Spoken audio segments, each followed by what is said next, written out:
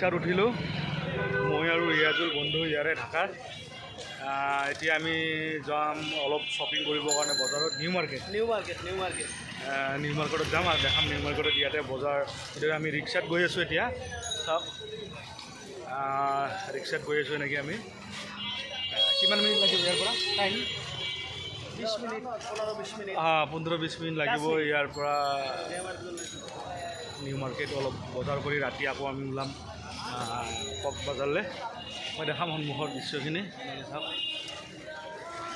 ইয়াতে rickshaw famous সৰু গাড়ীতকৈ আমাৰ তাতে যেনেকৈ ই ৰিক্সা বা তেনেকুৱা ধৰণৰ কিন্তু ইয়াতে ৰিক্সাই হেজাৰ ৰিক্সা বেছি থাকে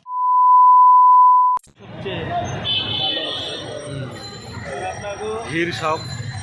350 টাকা বললে 3 মাস